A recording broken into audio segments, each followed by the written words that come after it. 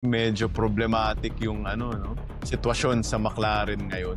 Super obvious ba? Ano ba sa tingin mo? Ano bang may isip natin dun? Super obvious na ba talaga ang favoritism kay Lando? I think there's a degree na they are favoring Lando Norris over Oscar Piastri. May konti, pero it's not so obvious. It's very subtle. Na ang laging cover up nila is we have a papaya rule na hindi naman nila pinapublish kung ano ba talaga yung papaya rule, di ba? It's just an internal thing na agreement ng team and then both drivers.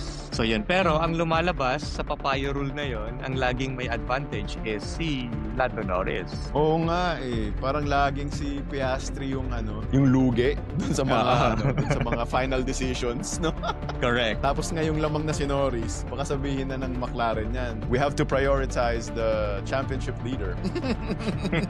Na hindi naman nila ginawa nung si OP ang championship leader. Ano ba sa tingin mo dapat gawin ni Piastri ngayon? Tapos naman na eh, Constructors Champion na sila eh. Yes. Hindi kaya dapat magkarera na lang kayong dalawa kahit ano na mangyari. Yun ang dapat na gagawin dapat ng McLaren. So after they were able to secure yung Constructors Championship, the gloves are off. So kailangan, you're free to race. Let them race, oo. Pero what makes it more complicated, humahabol si Max Verstappen. He is now becoming a threat.